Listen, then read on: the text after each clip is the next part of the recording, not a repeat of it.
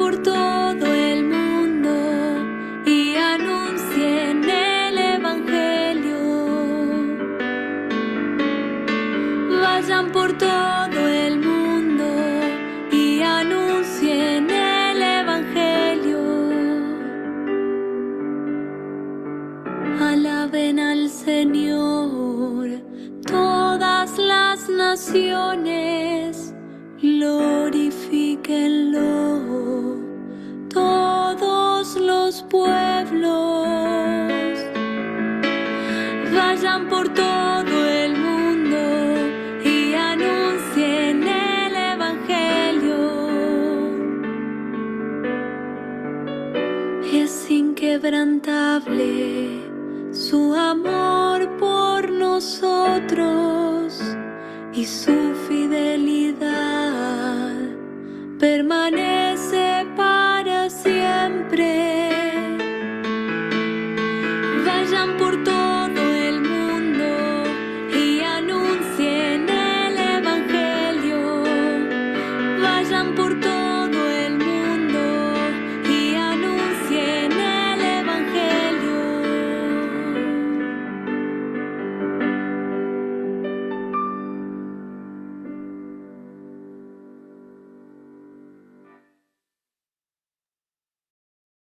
Hola, buenas noches.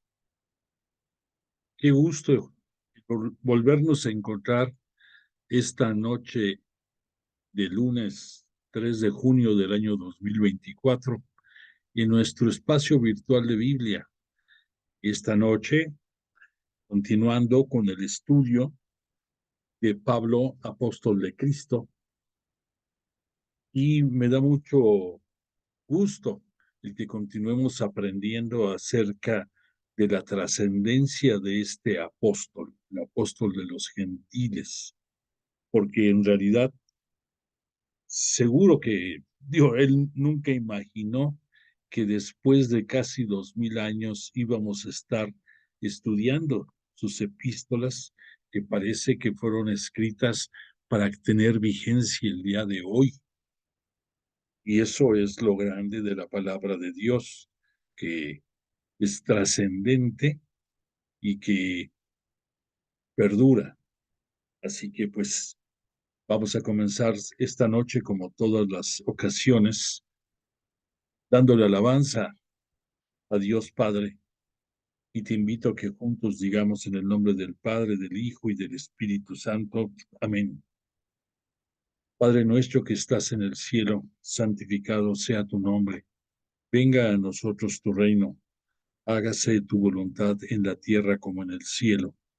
Danos hoy nuestro pan de cada día. Perdona nuestras ofensas, como también nosotros perdonamos a los que nos ofenden.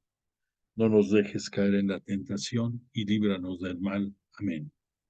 Gloria al Padre, al Hijo y al Espíritu Santo, como era en el principio, ahora y siempre, por los siglos de los siglos. Amén. Y como todas las clases, invocamos al Espíritu Santo y decimos: oh Espíritu Santo, don de Dios y fuerza de lo alto, fuente de agua brotante de vida eterna, desciende y mora en nuestros corazones. Haznos verdaderos adoradores del Padre, condúcenos a la plenitud de la verdad y transfórmanos en testigos de Jesús para llevar su nombre hasta los confines de la tierra. Amén. Bueno, pues esta noche tenemos una petición muy especial. El próximo día, viernes 7 de junio, el calendario religioso nos marca que es el día de la festividad del Sagrado Corazón de Jesús. Y recordarás que en el mes pasado, el cardenal Aguiar Retes volvió a consagrar a la Arquidiócesis Primada de México al corazón de Jesús. Y además consagró, bendijo una imagen, perdón, no consagró, bendijo una imagen una escultura de San Miguel Arcángel, complementando el poner a los pies del corazón de Jesús a nuestra amada patria, a nuestro país, y muy especialmente a la Arquidiócesis Primada de México, y pidiéndole al, al, al Arcángel Miguel, defensor de las legiones celestiales, que nos preserven de todo mal y agobio de las fuerzas del mal en nuestra arquidiócesis. Sabemos que esto pues es extensivo, de acuerdo a nuestro corazón, a todo México, y pues te invito a que con especial fe, con especial dedicación, este próximo viernes, que va a ser el primero después de la consagración que se hizo en la insigne y nacional Basílica de Guadalupe, lo celebremos con mucha devoción y que de verdad de nuestro corazón salgan las alabanzas a Dios Padre, las peticiones de intercesión a Cristo, nuestro Señor y Mesías, y que a través del poder del Espíritu Santo y de la espada de San Miguel Arcángel nos liberen de todo mal y nos eviten el caer en las garras del mal. Que así sea. Bueno, pues no pensarás que fue un error. Te quise volver a poner esta noche el Salmo 117 que escuchaste la semana pasada, pero fue por una razón. Te quiero hacer un breve comentario acerca de este salmo y relacionarlo con la epístola a los romanos de San Pablo. Quiero enfatizar para ti, estudioso de la Biblia, que no en vano se dice que quien conoce los salmos, conoce el Evangelio. Esa reunión de 150 poemas, pudiéramos decir, acerca de la sabiduría y acerca de tantos detalles, nos marcan la historia de la salvación en el devenir de los tiempos. Y como el propio San Pablo nos hace ver, todo el Antiguo Testamento tiene su cumplimiento en el Nuevo Testamento y no podríamos decir se moderniza porque sería mal dicho, se adapta a las circunstancias de vida ya dentro del Nuevo Testamento. Y te lo voy a confirmar de esta manera. Tú ya lo escuchaste el Salmo, ya escuchaste lo que dijo. Ahora permíteme que te diga de la epístola a los romanos de Pablo, concretamente en el capítulo 15, a partir del versículo 4, cito a la letra: en efecto, todo cuanto fue escrito en el pasado se escribió para nuestra formación, para que con la paciencia y el consuelo que dan las escrituras, conservemos la esperanza, y que el Dios de la paciencia y del consuelo os conceda compartir entre vosotros los mismos sentimientos, siguiendo a Cristo Jesús, para que unánimes, a una voz, alabéis al Dios y Padre de nuestro Señor Jesucristo. Y para reforzar estas bellas palabras, continúo y dice: por tanto, acogeos mutuamente como os acogió Cristo para gloria de Dios. Pues afirmo que Cristo se puso al servicio de los circuncisos, le hace judíos, para manifestar que Dios es veraz, es decir, para dar cumplimiento a las promesas hechas a los patriarcas. Los patriarcas fueron parte importante dentro de la historia de la salvación. Ya hace unos cuantos ayeres de que estuvieron figurando. Y para que los gentiles alabasen a Dios por su misericordia. Misericordia, recordemos que en este caso lo debemos de entender como amor. Como dice la Escritura, por eso te bendeciré entre los gentiles y ensalzaré tu nombre. Y en otro lugar, gentiles, regocijaos juntamente con su pueblo. Y también, alabad naciones todas al Señor y cántenle himnos todos los pueblos. Y a su vez Isaías dice, aparecerá el retoño de Jesé, el que se levanta para imperar sobre las naciones. En él pondrán las naciones su esperanza.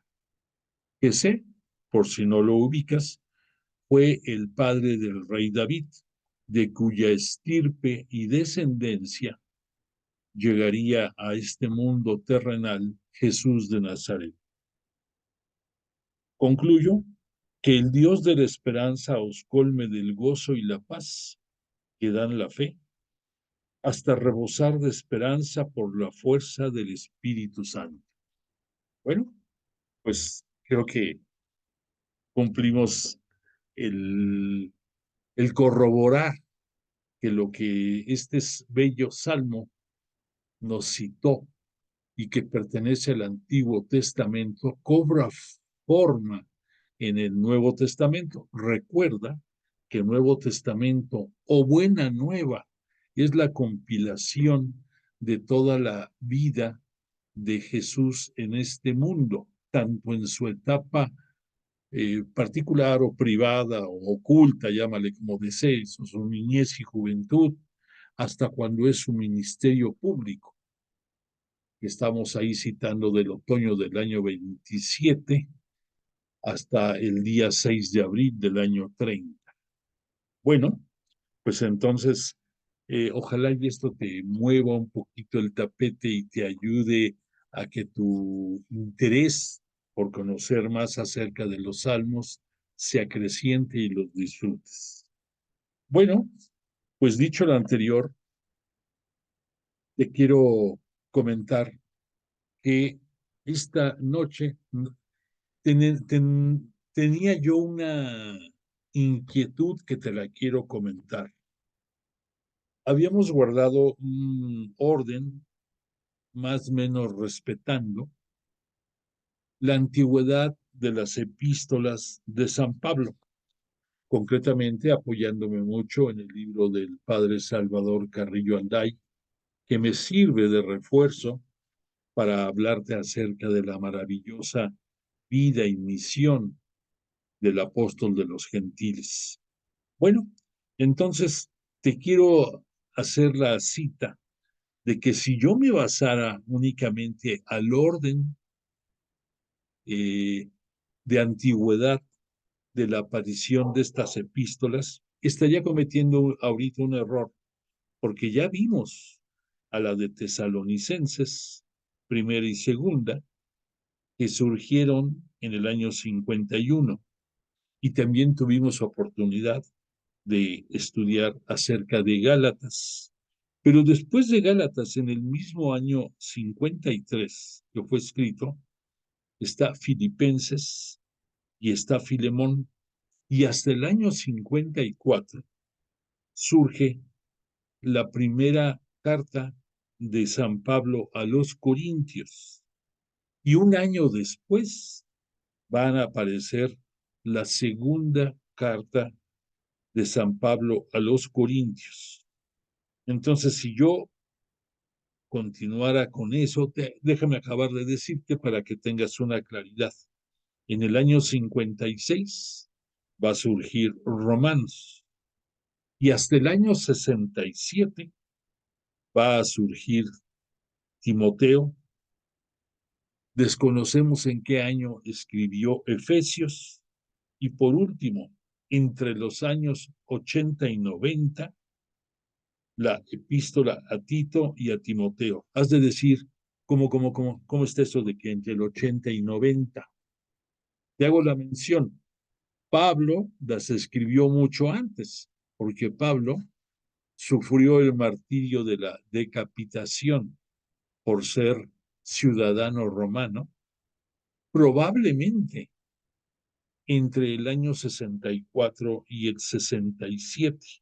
Quiero pensar que esa epístola a Timoteo, las dos epístolas que le dirigió a Timoteo, a su fiel Timoteo, compañero de evangelización, fue en el año 67. Probablemente esto reforzaría la idea de que Pablo fue decapitado también en el 67. Y ya de la escuela de sus seguidores, entre el año 80 y 90, ellos publicaron la redacción original de las epístolas a Tito y a Timoteo. Entonces, pues ya aclarado este punto, quiero decirte que empezamos a estudiar, después de Gálatas, empezamos a estudiar la primera de Corintios. Y creo que eso es obligado que continuemos con la segunda de Corintios y posteriormente, después de esa de segunda de Corintios, que le demos espacio a la epístola a los romanos y ya después concluir con las otras, no por hacer menos el orden de antigüedad de las mismas, sino porque recordarás que te he citado que las tres epístolas, pudiéramos decir, más relevantes de la producción epistolar de Pablo, la constituye Gálatas, las dos de Corintios y Romanos. Y esto es entendible porque en ellas se nota ya el mensaje cristológico, el mensaje moral de parte de Pablo. Está enriquecido también por mucha relación con la ética, las costumbres, las tradiciones, como que es entendible. Mira, dices, si la producción, pensemos en esto, si Pablo tuvo su conversión en el año más o menos 33, estamos hablando aquí que sus epístolas, si son datadas del 51 al 67, pues tenemos ahí ya más o menos 18 años de aprendizaje, de capacitación de parte de Pablo, cuando tuvo oportunidad de reunirse con Pedro y con Juan y Santiago en, en la ciudad de Jerusalén, pero tuvo dos encuentros con Pedro en Jerusalén, en que te cito los tres, y hubo otro, recordarás, que lo vimos en el año 37, cuando él, con muchas dudas naturales de las visiones y el conocimiento que el Espíritu Santo le daba de la vida y obra de Jesús, él le fueron surgiendo inquietudes y en el año 37 se dio él 15 días para estar con Pedro y como una esponja absorber todo lo que pudo de lo que Pedro le pudo comunicar acerca de la vida del maestro. Obviamente, recordemos que había un recelo natural de parte de Pedro hacia Pablo, porque Pablo, pues en aquellos tiempos, los recuerdos más recientes era que era un perseguidor de los cristianos, de los judíos que estaban entrando a la iglesia cristiana católica. Y entonces los persiguió y con lujo de fuerza y de poder los llevaba presos a Jerusalén para que dispusieran de ellos los sacerdotes del Sanedrín. y que de ahí surgió el que llevando unas cartas credenciales con destino a Damasco, recordarás que fue cuando se dio el momento de su conversión. De ahí surgió todo esto.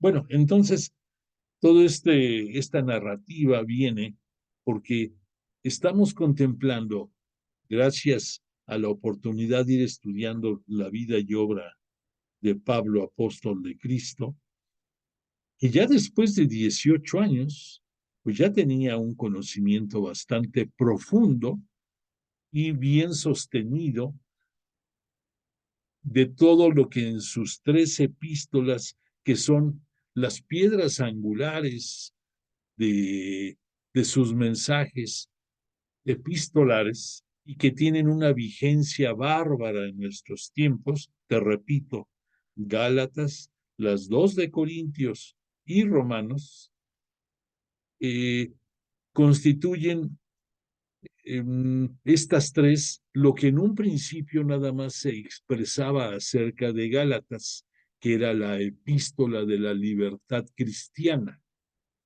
Entonces, ya dándole sentido y trascendencia, estas 3 epístolas pudiéramos considerarlas con ese nombre, las epístolas de la libertad cristiana católica, para ser más concisos. Y los temas que abordan estas 3 epístolas son bastante similares, pero pudiéramos decir, si tú tomas ¿cómo se llamaban esos tubitos que los girabas tú e iban cambiando los colores? Se me fue ahorita el nombre. Bueno, ahorita me voy a acordar cómo se llama. ¿Cómo se llama? Giroscopios. Ándale, esos giroscopios, gracias, Joven. Esos giroscopios, de acuerdo al giro que tú le das, deformas o reafirmas o cambias la imagen que estás viendo. Entonces, estas 3 epístolas constituyen esa médula, ese tuétano, por decirlo de manera entendible, de los conocimientos morales y éticos de este Pablo, que los deja sentados en estas respectivas epístolas. Bueno, entonces por todo esto, por todo este rollo que te platiqué ahorita, espero que entiendas que vamos a continuar hoy con el estudio de la segunda epístola a los Corintios. Y por ser la introducción a esta epístola, nos va a llevar un poquito a consumir un poco de tiempo el que te comunique yo ciertos detalles que son importantes para poder captar más la trascendencia de esta epístola. Pon atención a lo que te voy a decir. Voy a aprovecharme del estudio profundo del padre Carrillo Alday acerca de esta epístola y te cito que la segunda epístola a los Corintios es tal vez la que mejor describe el perfil humano y apostólico de Pablo. Presenta su magnífica y excepcional personalidad de Pablo en el esplendor de los contrastes. Y esto lo entendemos porque pues ya tiene otros 3 añitos más, ¿no? ¿Qué? 3, 4 años más. Esta segunda de Corintios, estamos hablando del 55, estamos hablando de 22 años. Pudiéramos decir que Pablo está en su madurez, está en el cenit de su vida apostólica y de su misión. Entonces, continúo. Nos va a presentar un esplendor de contrastes, a la vez un Pablo teólogo y misionero, un Pablo fundador y organizador, un Pablo contemplativo y caminante infatigable, un Pablo lírico y polemista, Prueba de esto de lírico y polemista es lo que te cité ahorita de ese Salmo 117, que lo incluye en su epístola a los romanos. Allí estamos refrendando este lirismo y poesía que también Pablo pone en sus epístolas. En cuanto a su carácter de Pablo, altivo y humilde, audaz y tímido, sereno y apasionado, afectuoso y sarcástico, cortés y duro, generoso y amargo, prudente y arrebatado. Hay un acuerdo general en reconocer la autenticidad paulina de esta epístola. Sin embargo, no todos admiten su unidad de la epístola. En efecto, hay graves dificultades para admitirla. Esta segunda epístola a los Corintios se presume que fue como una especie de collage, como una especie de rompecabezas que se fue armando, probablemente de unas 4 o 5 cartas individuales que fue carteando este Pablo a la comunidad cristiana católica de Corinto. Y en un momento determinado, ya la escuela de sus seguidores las agrupó, pero presenta esto otro problema delicado. Por ejemplo, ya veremos, si nos remitimos, por decirte algo, en el capítulo 6, hay un tema que se introduce en este capítulo que no tiene nada que ver con la narrativa de la epístola. Otro detalle, en el capítulo 9 parece que es un duplicado del capítulo 8 acerca del mismo tema que trata. Por otro lado, el capítulo 10, del capítulo 10, más bien dicho, al 13, presentan cambios bruscos de estilo que choca con el tono de la primera parte. Todo esto, repito, nos hace pensar que esta carta está formada por piezas de diferente origen, agrupadas artificialmente, y que de ahí resultó una sola epístola. Sin embargo, es difícil conocer el momento y las circunstancias que provocaron la composición de cada carta en lo individual.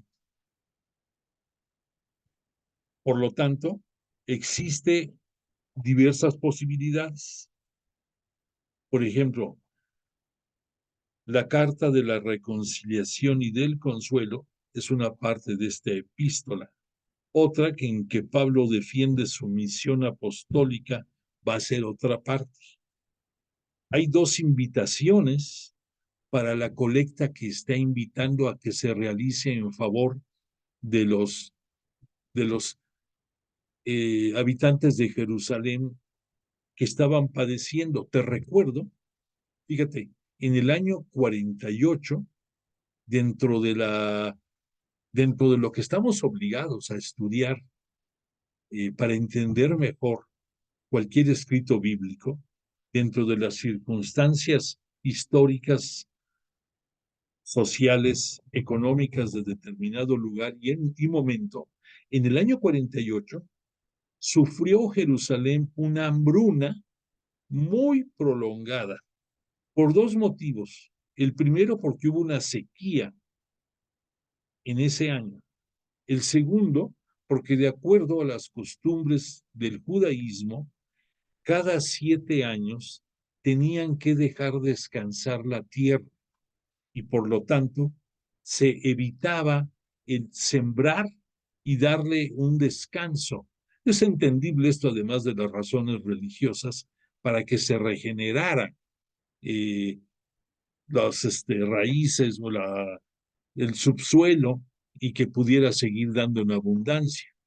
Pero por estos 2 detalles, la ciudad de Jerusalén sufrió una escasez de alimento muy fuerte y por lo tanto de ahí surgió la inquietud de hacer una colecta dentro de las comunidades cristianas católicas que estaban surgiendo en el área de Asia y en el área de Europa de aquellos tiempos.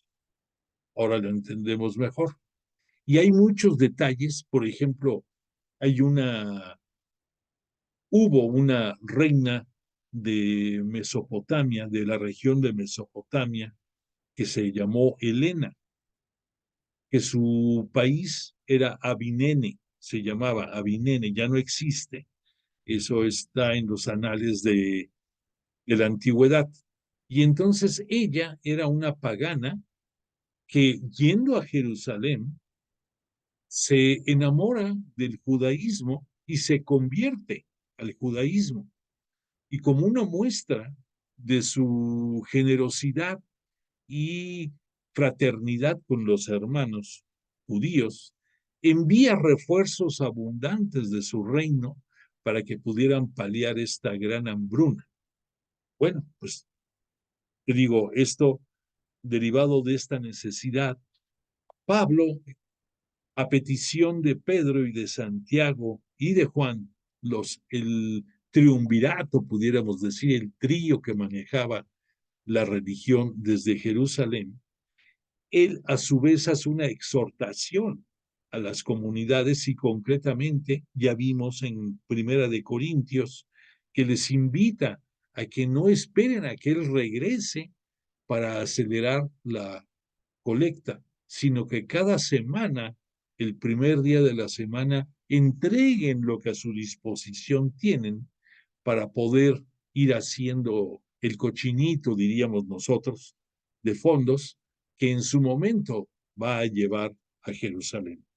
Bueno, entonces todo esto te lo comento porque esta epístola nos va a dar un pequeño reto, porque si nosotros vamos leyendo capítulo por capítulo, probablemente lleguen momentos en que nos perdamos.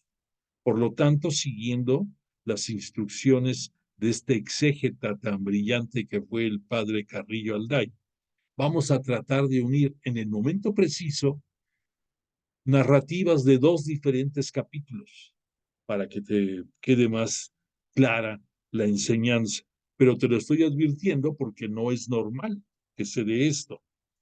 Bueno, a fin de tener base para comprender mejor la segunda epístola de Pablo, en la que el apóstol abre de par en par su corazón, es necesario recordar la serie de acontecimientos surgidos entre los años 54 y 55, que fueron para el apóstol de intensa actividad y de profundos sufrimientos. Esto lo centramos en pocas palabras.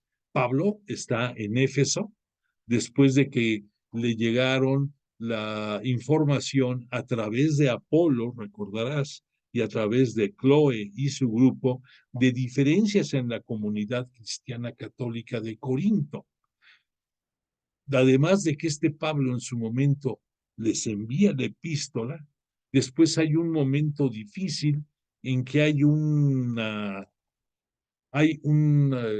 diferencias medulares con Timoteo y este Pablo se siente muy afectado y por lo tanto va a llegar un momento en que elabore una carta, probablemente está integrada dentro del cuerpo de esta epístola, pero el propio Pablo le llama carta entre lágrimas, porque la afrenta que sufrió Timoteo, él la hace propia, él la extiende a él y le provoca profunda decepción y tristeza.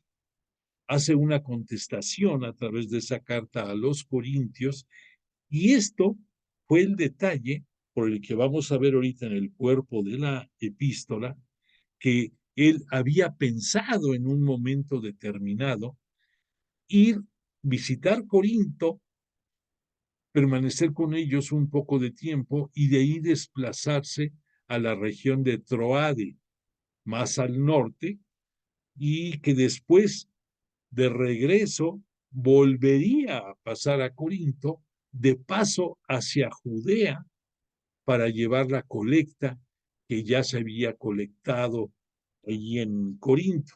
Eso era lo que él pretendía. Pero por un lado, debido al malestar y dolor que le produjo este desaguisado que tuvo Timoteo con la comunidad, entendemos mejor esto. Y además hay otro detalle que nosotros estudiosos de la Biblia tenemos que considerar también. Algo que le dio un detalle muy difícil a esa zona fue que en el verano del año 54, más o menos, llegó a Corinto una comunidad, no una comunidad, sino una delegación, una buena cantidad de gentes provenientes del judaísmo de Jerusalén, que llegaron a esas tierras y que enfrentaron a Pablo de una manera muy agresiva. Y lo vamos a contemplar en el desarrollo de la epístola. Pero ese detalle, pues también marcó una diferencia particular que incidió en la escritura de esta epístola. Y entonces, todo esto que te he platicado va a plasmarse en que este Pablo va a efectuar un saludo y bueno, ya para qué te cuento más, vamos a entrar de lleno a la propia epístola para poder captar ya un poco más, pero ya metidos en materia.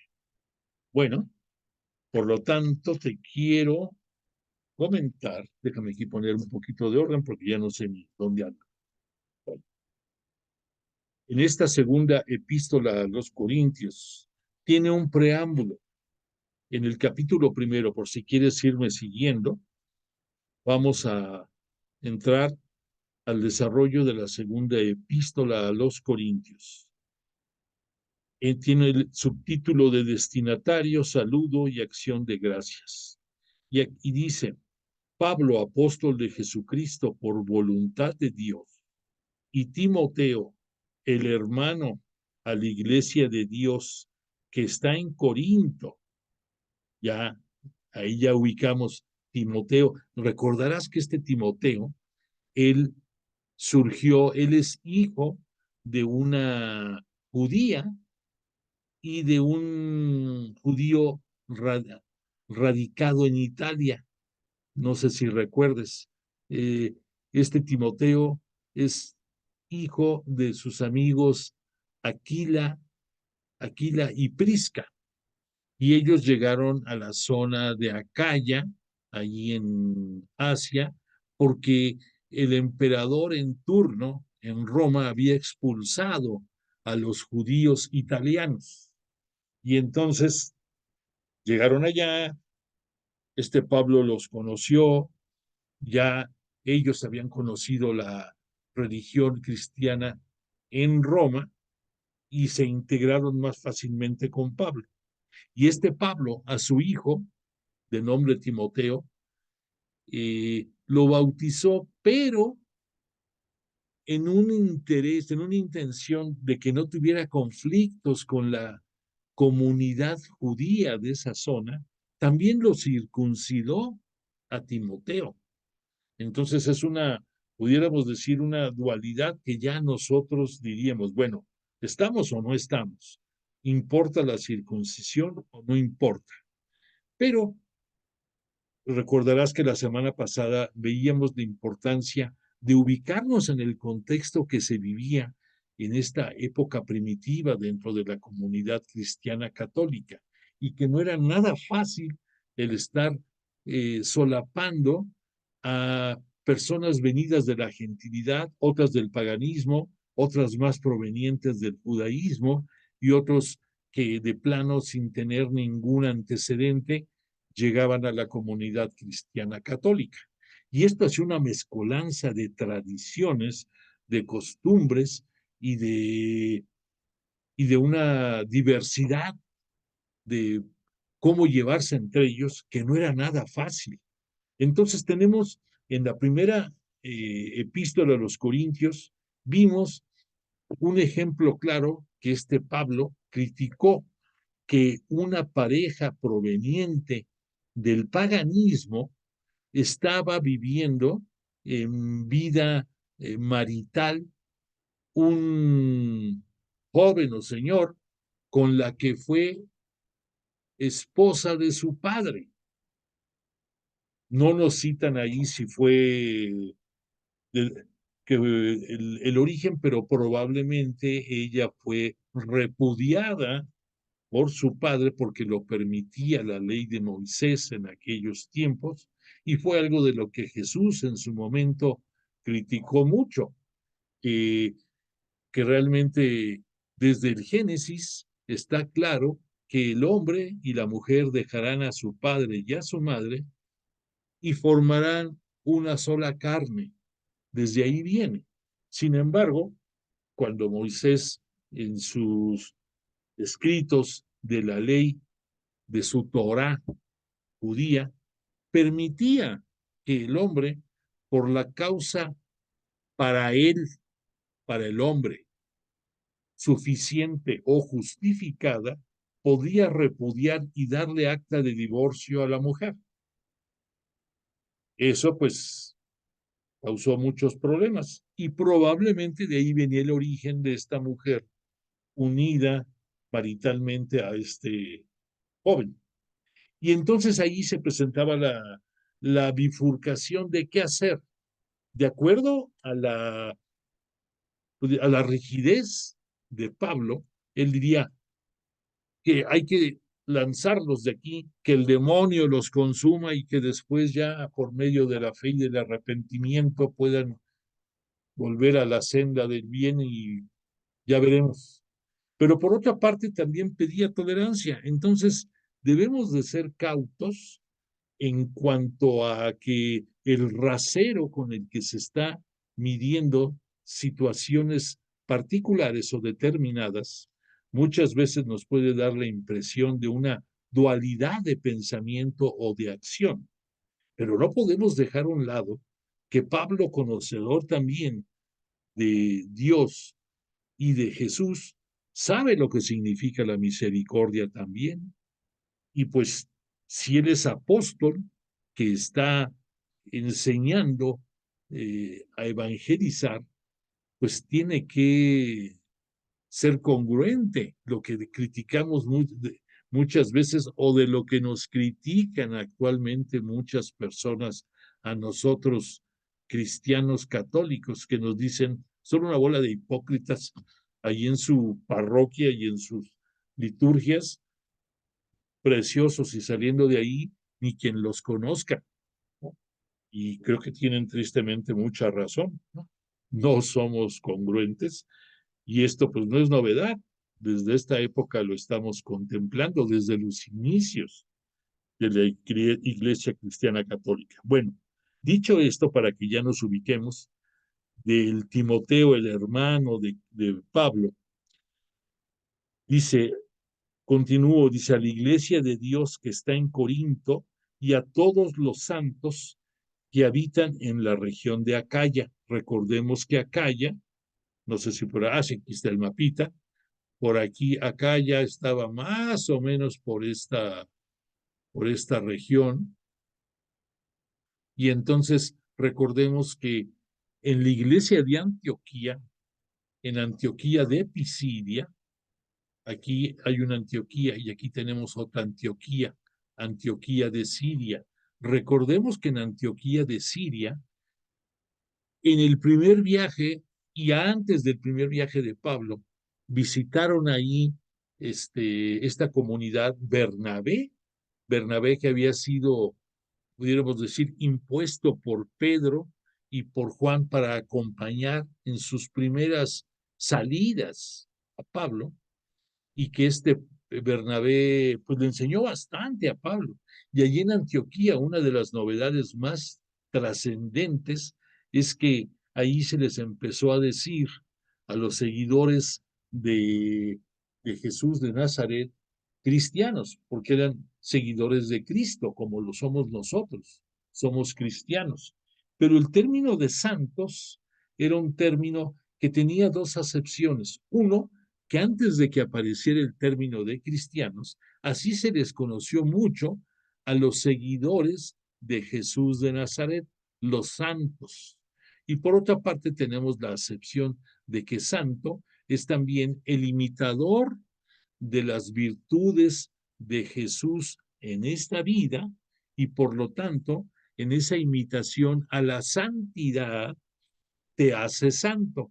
Y para rematar, podemos decir que a través del Espíritu Santo, la función primordial del Espíritu Santo es convertirte en santo a ti si es lo que pretendes. Entonces, aquí la acepción de santos se refiere a los habitantes de las diversas comunidades cercanas a Acaya, que está en esta zona de Asia, a los cuales les está enviando este Pablo la carta.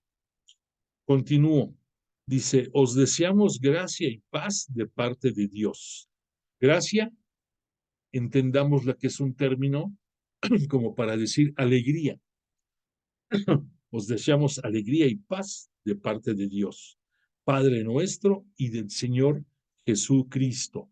Recordemos que una de las grandes virtudes de Pablo es, por un lado, que desde sus inicios nos estuvo hablando mucho acerca del querigma de la muerte y resurrección de Jesús, pero también ya poco a poco fue introduciendo términos y enseñanzas y el que nos presente a la Santísima Trinidad se vuelve algo coloquial, algo común en Pablo.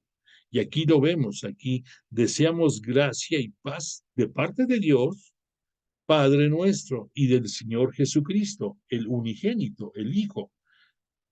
Y esto no se puede lograr sin la presencia del Espíritu Santo. Por eso, continúa Pablo diciendo, bendito sea Dios y Padre de nuestro Señor Jesucristo, Padre misericordioso y Dios de toda consolación. Aquí aparece un término para nosotros que hay que precisar, consolación. Consolación, de acuerdo a la descripción de la Biblia, nos diría que consolación es un término que anunciaban los profetas como característica inherente a la era mesiánica. ¿Y de dónde surge este término de consolación? Bueno, pues permítame que te diga, recordarás que más o menos a partir del año 750 antes de Cristo hubo un profeta de nombre Isaías, y este profeta en tres diferentes etapas, en tres diferentes épocas, nos habló del advenimiento de Jesús, el Jesús de Nazaret, el Jesús terrestre que iba a venir. En el primer Isaías nos habla de la esperanza, de los nuevos tiempos que se vislumbraban. Y ya en el Isaías segundo, que comprende a partir del capítulo 40, entre el 40 y el 53, nos habla de la consolación. De ahí viene el término de consolación que aquí utiliza Pablo. Entonces nos presenta Isaías que esa consolación vendrá a nosotros, pero fíjate, iba a venir, abriendo un paréntesis, en dos diferentes etapas. La primera iba a venir a través de Ciro el persa, de Ciro el conquistador. Y es decir, ¿qué tiene que ver esto? Pues sí, permíteme que te diga que cuando los judíos de Jerusalén fueron deportados a Babilonia, Yahvé Dios en su momento, así como permitió que vivieran, que vivieran la deportación para purificación de sus males, igual que en un tiempo permitió los 40 años en el desierto para purificarse también de las afrentas hacia Yahvé Dios que habían firmado, pudiéramos decir, en el monte Sinaí, pero que fallaron los hombres. Aquí también, por la misma razón, no los mandó Dios al exilio, pero sí permitió que toda la Babilonia y todas las fuerzas asirias, todos esos los distintos reinos que conformaban esa región, llevaran deportados a los pensantes de Jerusalén, a los religiosos, al rey, a los importantes, a los que resolvían, y dejaron allí en Jerusalén a los demás, al resto, ahí los dejaron. Bueno, pues entonces, dentro de los planes de Yahvé Dios para consolar al pueblo que ya había sufrido bastante, se vale de la persona de Ciro el persa. Y entonces, si tú te pones a leer en los libros correspondientes de la Biblia, en los distintos que hablen de Ciro, te va a sorprender cómo Ciro era un protegido de Yahvé Dios y lo impulsó y permitió que creciera y que dominara Ciro a los babilonios. Al vencerlos a los babilonios, permitió el retorno de los judíos del exilio a Jerusalén. Entonces, parece mentira, pero dentro de los caminos torcidos y dentro de los renglones torcidos en los cuales Dios escribe su historia, utilizó a Ciro el persa para que trajera de nueva cuenta a los exiliados hacia Jerusalén y se conformara una nueva etapa de prosperidad dentro de la comunidad judía. Y de ahí viene este episodio de la consolación. Ahora ya puedes amarrar perfectamente la consolación con el inicio de esa era mesiánica. Ya te cayó el 20 horas y ya. Qué bueno, para eso estamos aquí, para aprender. Bueno, entonces continúo. Dice, para que volvamos a agarrar la hebra, bendito sea el Dios y Padre de nuestro Señor Jesucristo, Padre misericordioso y Dios de toda consolación. Él nos consuela en todas nuestras tribulaciones, para que nosotros podamos consolar a los que se sientan atribulados, ofreciéndoles el consuelo que nosotros mismos recibimos de Dios. Pues así como abundan en nosotros los sufrimientos de Cristo, igualmente abunda dentro nuestro consuelo por medio de Cristo. Fíjate cómo aquí nos presenta las dos caras de la moneda. Pablo admite que por Cristo tenemos tribulaciones y esas tribulaciones significan el sufrir y el vivir momentos de angustia, momentos de desesperación, momentos de oscuridad, momentos de incertidumbre por seguir a Cristo. Pero todo tiene una recompensa y también Cristo te consuela y te da paz en muchos momentos. Muchas veces después de la tormenta recordarás bien de la calma y ahí se manifiesta la dualidad de la presencia de Cristo en tu vida. Cristo el Hijo de Dios. Si somos atribulados, lo somos para consuelo y salvación vuestra. Si somos consolados, lo somos para vuestro consuelo, que os hace soportar con paciencia los mismos sufrimientos que también nosotros soportamos. O sea, entiéndase, el evangelizador, no por ser evangelizador, está exento de sufrir, ni tampoco de ser consolado. Pero la responsabilidad de él dentro de la misión es a ti, seguidor de Cristo, y que vas conociendo su palabra a través de la boca del evangelizador, también seas consolado y Él te comparta esa paz en tus momentos de tribulación. Es una cadenita, así como recordarás que hace no mucho tiempo hubo una película que se llamaba Cadena de Favores y que esa cadena pues va siendo algo maravilloso y cambiando todo, pero va comenzando de un esfuerzo pequeño, pero va creciendo. Pues imagínate algo así ya en términos eh, sencillos, qué significa eso de consolar en las tribulaciones. Bueno, nuestra esperanza respecto de vosotros se mantiene firme, pues sabemos que del mismo modo que compartir nuestros sufrimientos, también serán partícipes de vuestra consolación. O sea, sufrimiento y consolación es parte de tu vida. No queremos que lo ignoréis, hermanos, la tribulación sufrida en Asia nos abrumó hasta el extremo, superó de tal modo nuestras fuerzas que perdimos la esperanza de conservar la vida. Hemos sentido la amenaza de la muerte, pero eso ha servido para que no pongamos nuestra confianza en nosotros mismos, sino en Dios que resucita a los muertos. Él nos libró de tan mortal peligro y seguirá librándonos.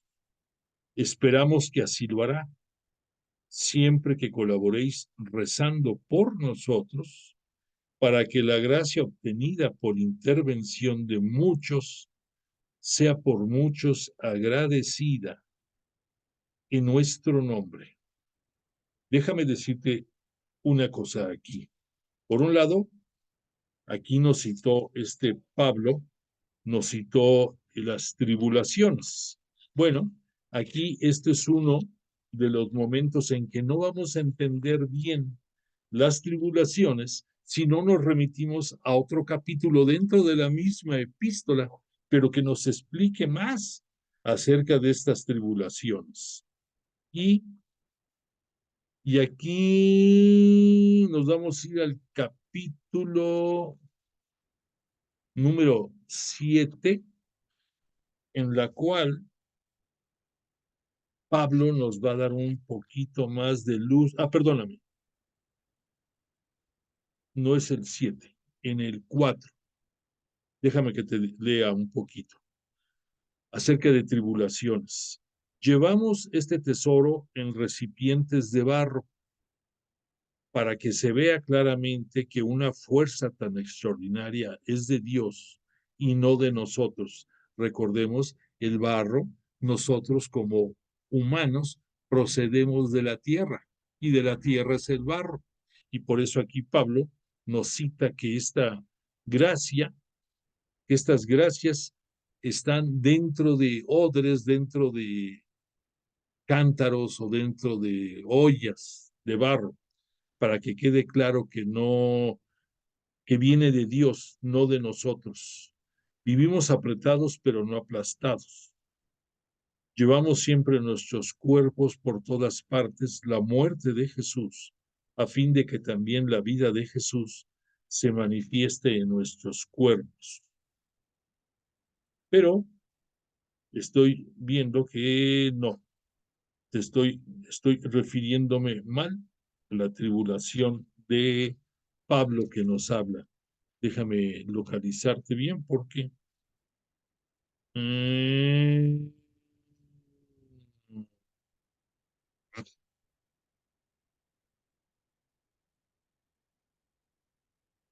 bueno, Pablo, para que entiendas a las tribulaciones que se refería, él cita que por 3 ocasiones fue víctima de latigazos. Recordemos que como ciudadano romano no podía recibir tratos que lo hicieran despreciable, y de entrada no había nadie que fuera a padecer el martirio de los latigazos que recibiera más de 40 latigazos. Por esa razón recordarás que Jesús recibió 39 latigazos. Y eso era una costumbre de quienes infringían el castigo, porque si por alguna razón daban más de 40, ellos eran acreedores a un castigo similar. Entonces, para evitar eso, pues casi siempre en el 39 se frenaban. Fíjate, ya encontré en qué capítulo es en el que nos habla de las tribulaciones recibidas por él, por Pablo. Me remito al capítulo 11. Concretamente, voy a leerte del versículo 21. Dice, para vergüenza vuestra lo digo, nos hemos mostrado débiles. Si alguien presume de alguna cosa, es una locura lo que digo. También yo puedo presumir de lo mismo.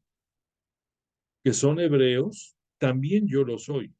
Recordemos, o sea, Pablo nos está remitiendo a que no nos pongamos a presumir de que soportamos muchos tribulaciones, que para soportar está Él por las que ha recibido.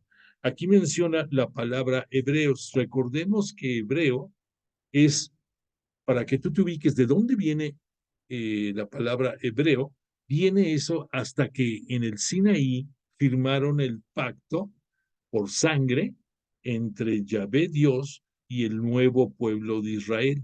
Ahí es cuando surgen los hebreos, en ese momento.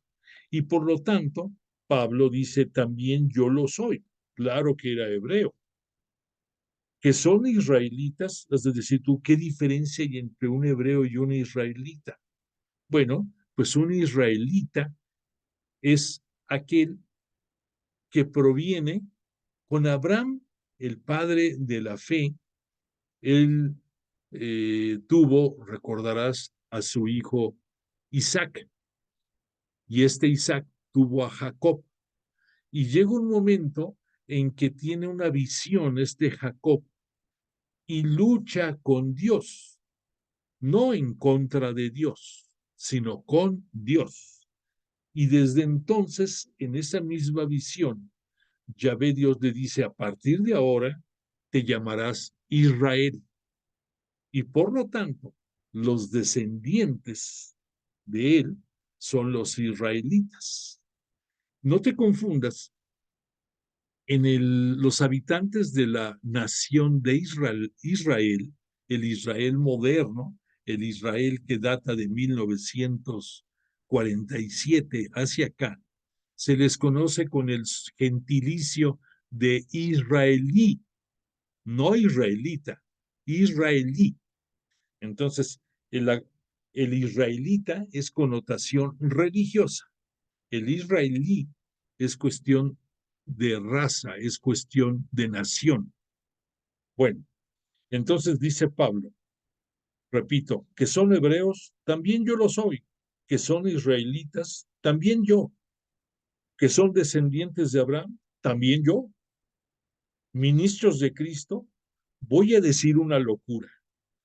Yo más que ellos, más en trabajo, más en cárceles, muchísimo más en azotes, en peligros de muerte, muchas veces. Cinco veces recibí de los judíos los 40 azotes menos uno, lo que te decía, los 39. 3 veces fui azotado con varas, una vez lapidado, o sea, apedreado. Eso, lapidación, es tremenda y pensaban muerto, pero pues Dios no permitió que muriera. 3 veces naufragué. Un día y una noche pasé en alta mar. En mis frecuentes viajes me he visto en peligros de ríos, peligros de salteadores, peligros de los de mi raza, peligros de los gentiles, peligros en ciudad, peligros en despoblado, peligros por mar, peligros entre falsos hermanos, trabajos y fatigas, noches sin dormir, muchas veces hambre y sed, muchos días sin comer, frío y desnudez, y aparte de otras cosas, mi responsabilidad diaria, la preocupación por todas las iglesias. ¿Quién desfallece sin que desfallezca yo?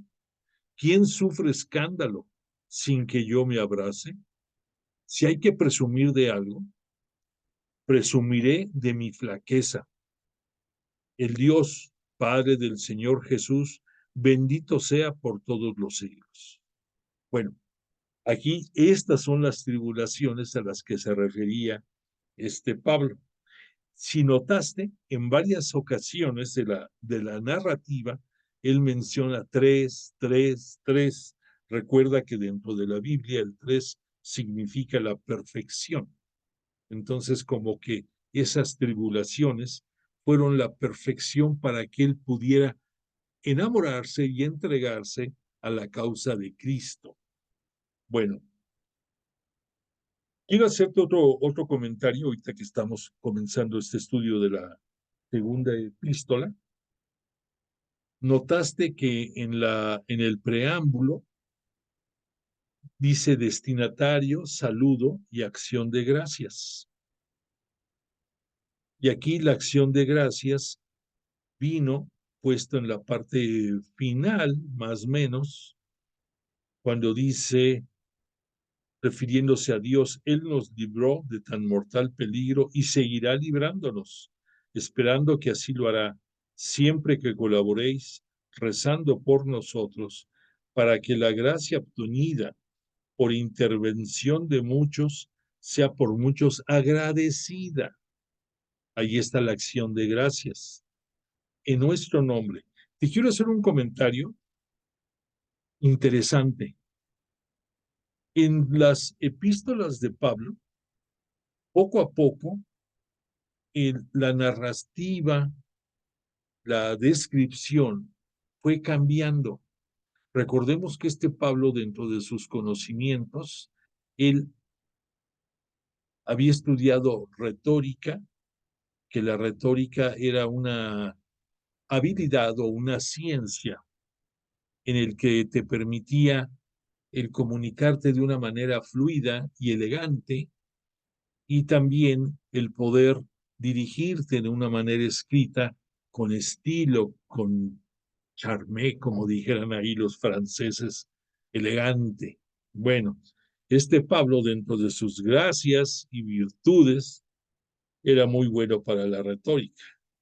Entonces, él en sus primeras epístolas es más breve su introducción, pero en todas menciona en una manera sustancial la acción de gracias, a excepción de una epístola, que es la epístola a los Gálatas. En esa epístola a los Gálatas hace el saludo, pero no menciona esa acción de gracias. Para que no te quedes con la duda, te la voy a leer. El saludo de la epístola a los Gálatas.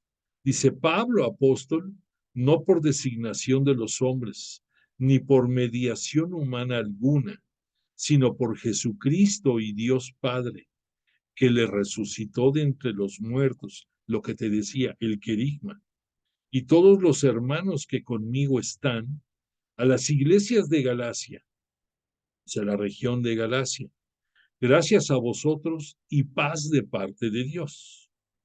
El shalom de Jesús, la paz que él aquí nos transmite, que invariablemente esta paz se la acredita a Dios, Pablo.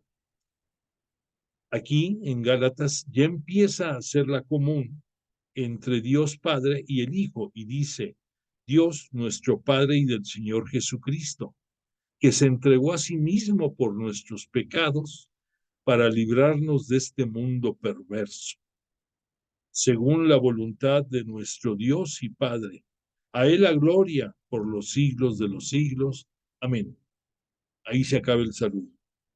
Aquí no hay esa invitación a la acción de gracias. Probablemente en el caso de la epístola a los Gálatas, además de que fue puliendo su estilo, después de este saludo hubo una amonestación severa de parte de Pablo a los Gálatas. Y tal vez por eso, como para hacer resaltar más, ahí no puso la acción de gracias, pero es la única epístola en la que no toca ese punto de acción de gracias. Bueno, continuando con esta introducción al estudio de la segunda de Corintios, continúo. Y va a haber otro detalle interesante de parte de Pablo aquí. Tiene un subtítulo, más sobre anteriores incidentes. ¿Por qué cambió Pablo el plan de su viaje? O sea, ya te mencioné que tenía en mente algo, pero a fin de cuentas ya el desarrollo fue diferente. Vamos viendo qué nos dice el apóstol con relación a esto. El testimonio de nuestra conciencia hace que nos sintamos orgullosos, pues nos dice que nos hemos conducido en el mundo. Recordemos que mundo es la acepción del mundo pecador. Y sobre todo respecto de vosotros, con la sencillez y sinceridad que vienen de Dios. Aquí la palabra sencillez la debemos de entender como un símil de santidad. Entonces, sobre todo respecto de vosotros, pudiéramos decir con la santidad y sinceridad que viene de Dios, no con una sabiduría meramente humana. Para empezar, la sabiduría, nosotros estudiosos de la Biblia, sabemos que únicamente corresponde a Dios, la sabiduría. Los humanos tenemos inteligencia en mayor o menor grado, pero aquí el concepto de sabiduría nos lo pone Pablo para dejar en claro que no puede ser humana. Entonces, repito, con la sencillez y sinceridad que vienen de Dios, no con una sabiduría meramente humana, sino con la gracia de Dios. Recordemos que gracia, además de ser una virtud, también es un sinónimo de alegría. La alegría que por las virtudes que Dios nos da, nos produce. De hecho, no os escribimos nada que no podáis leer y comprender. Y dices, tú como que escribimos, pues ¿quién está escribiendo? Se supone que le está dictando Pablo a su secretario y muy probablemente se encontrara también ahí Timoteo. Por eso utiliza aquí un término plural. Y espero que comprendáis plenamente. Ya nos habéis comprendido en parte que somos nosotros el motivo de vuestro orgullo, lo mismo que vosotros seréis el nuestro el día que se manifieste nuestro Señor Jesús. Recordemos aquí que hay que transmitir esa alegría que nosotros recibimos de parte de Jesús hacia los demás. Convencido de esto, había pensado ir primero a visitaros, a fin de procuraros una segunda gracia. Entendamos aquí segunda gracia, segunda visita. Mi proyecto era haber pasado por vosotros camino a Macedonia. Vimos que Macedonia pues está en la parte, aquí vemos, en la parte norte. Entonces, que pensaba ir hacia Macedonia y detenerse en Corinto. Y aquí está Corinto. Entonces, está Pablo aquí en Éfeso, vemos lo que pensaba hacer, de aquí a la izquierda Corinto, de aquí subir hacia Macedonia, ir a lo que iba a hacer en Macedonia y en Troade, y regresar habiendo recopilado la colecta, regresada a Corinto y de ahí embarcarse y seguir hacia Jerusalén, subir a Jerusalén. Recuerda que siempre que decimos Jerusalén es subir a Jerusalén. Así podría ser encaminado por vosotros hacia Judea a llevar la colecta. ¿Obré con ligereza al proponerme este plan? ¿Pensáis quizás que mis proyectos se inspiraban en la carne, dando en mí cabida al mismo tiempo a un sí y a un no? Pongo a la fidelidad de Dios por testigo de que la palabra que os dirigimos, la palabra que os dirigimos, otra vez plural,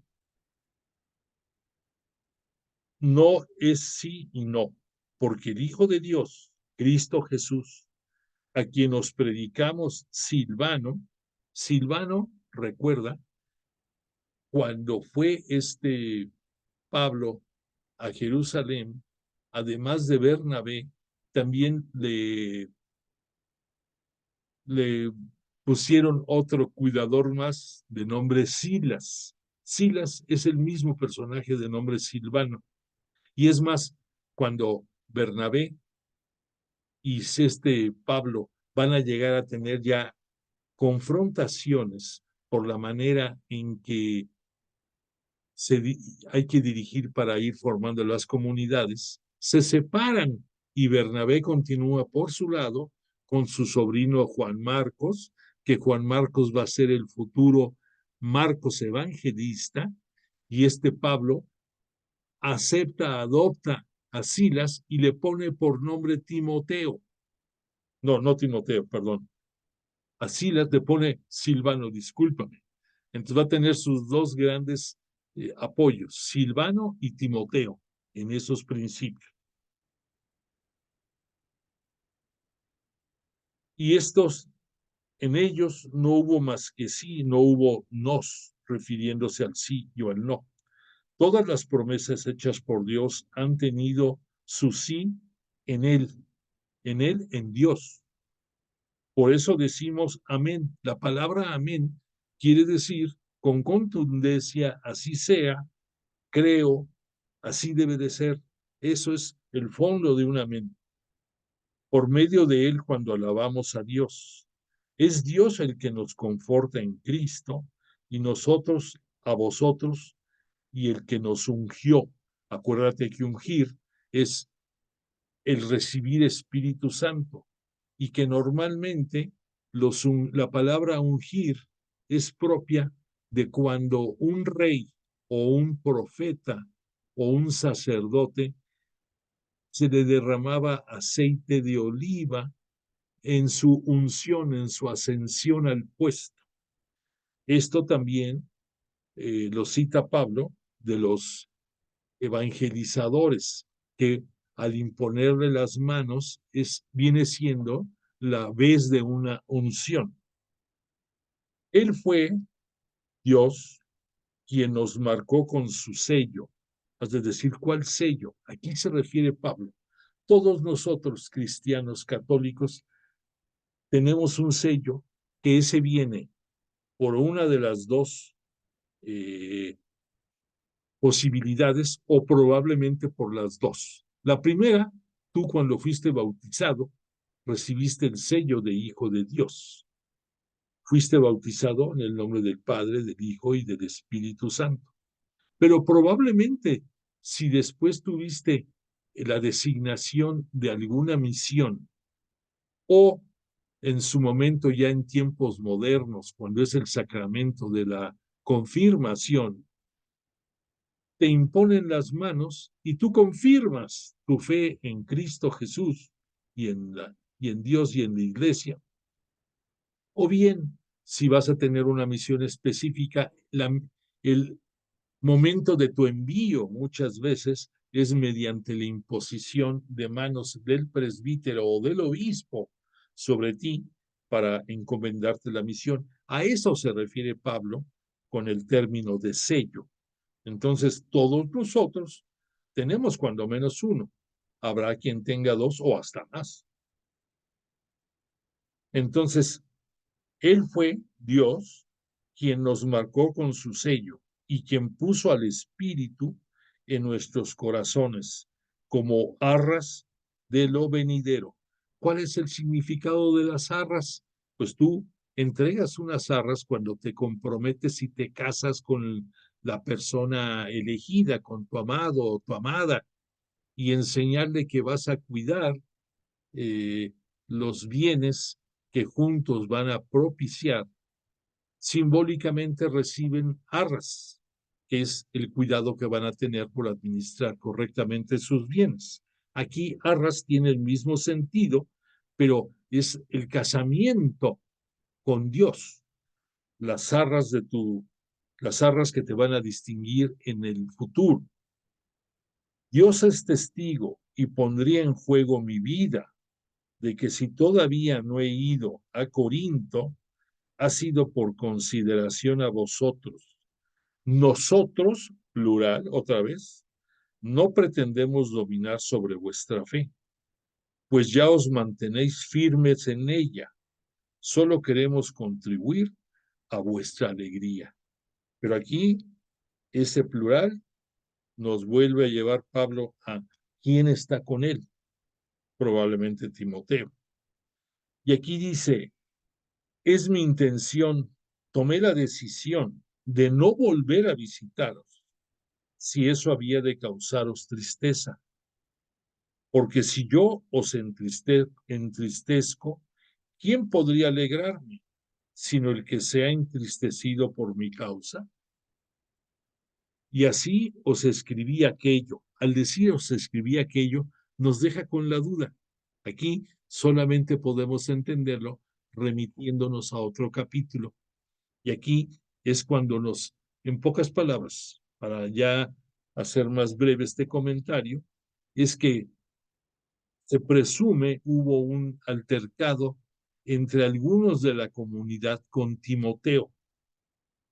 Y entonces Pablo se sintió muy agraviado y fue cuando hizo la carta entre lágrimas en que se sentía él muy molesto y decepcionado del trato de la comunidad y que hubieran permitido que hubiera sido ofendido Timoteo y por lo tanto él lo hacía propio esa ofensa. Y esa es la razón por la que nada más de paso, ni quien lo viera a Pablo, pasó así como que lo persiguiera la PGR, ni quien lo viera, y de ahí se fue hasta Macedonia. Y ya de regreso sí se va a detener, pero les hace el comentario de que por no quererlos entristecer, evitó el pasar de ida y de vuelta. Aunque repito, sí pasó de ida, pero de manera fugaz. Y ya después de Macedonia va a regresar con un poco de más tiempo.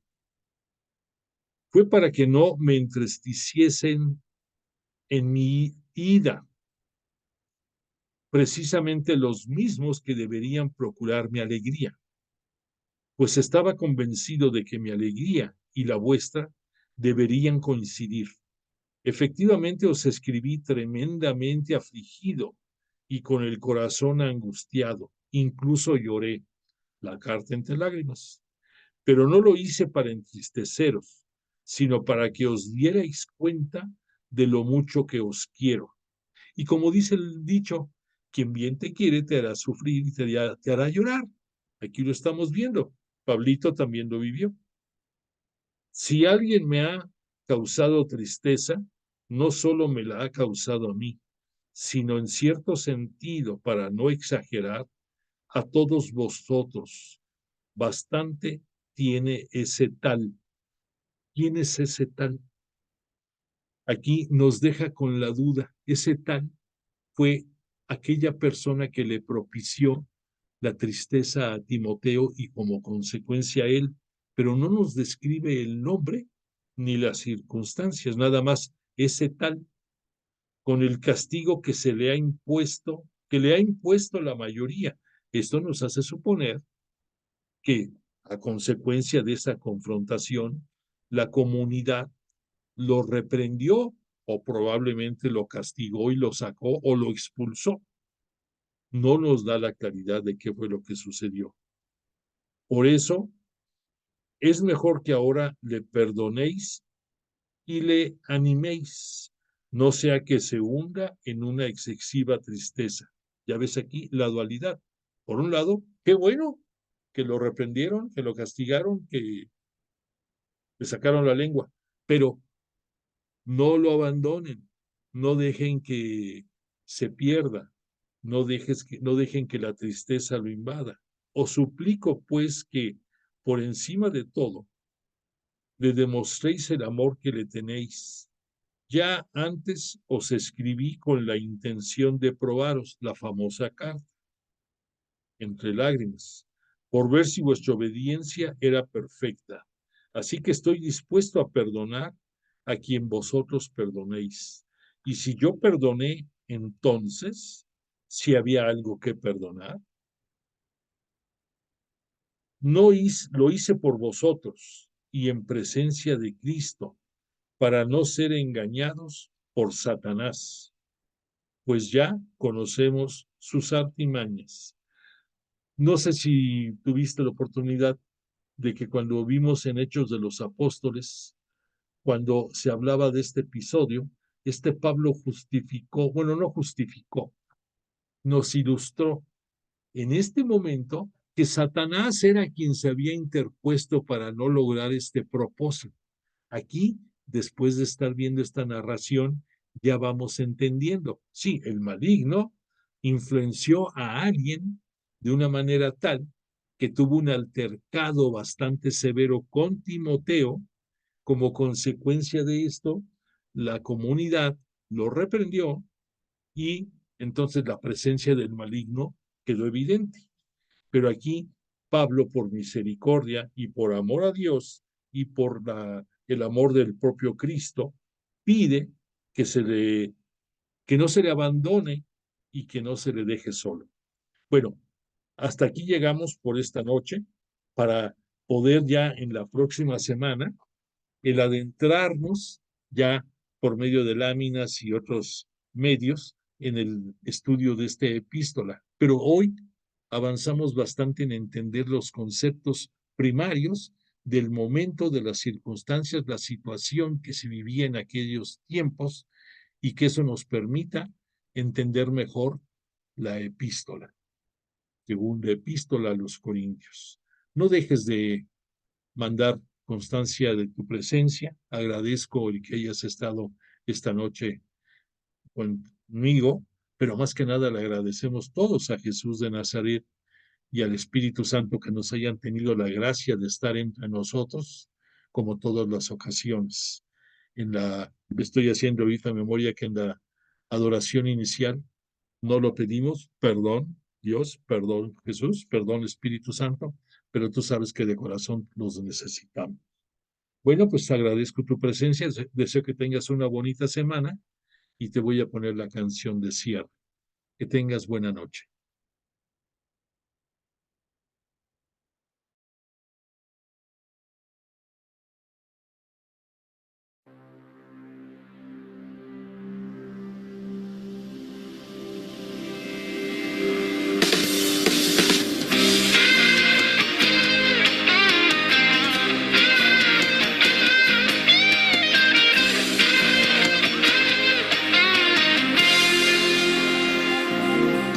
Eres grande, eres todopoderoso. En mi vida y en mi historia se derrama tu poder. Eres santo, eres fiel y bondadoso con aquellos que te adoran en espíritu y verdad. Levanto mis manos en una alabanza, con todas mis fuerzas te adoro.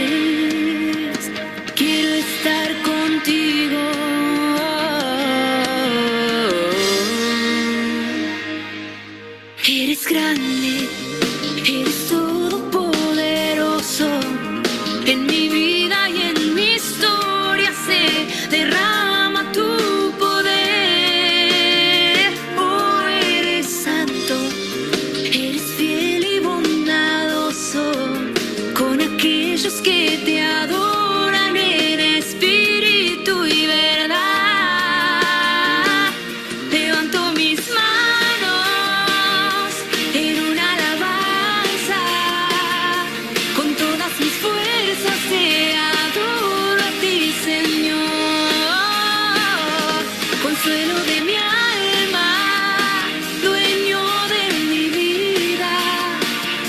No dejes que caiga ni me aparte de tu amor. Levanto mis manos en una alabanza, con todas mis fuerzas te adoro a ti, Señor. Consuelo de mi alma, dueño de mi vida. No dejes que caiga ni me aparte de tu amor. Quiero estar contigo donde quiera que tú estés. Quiero estar contigo.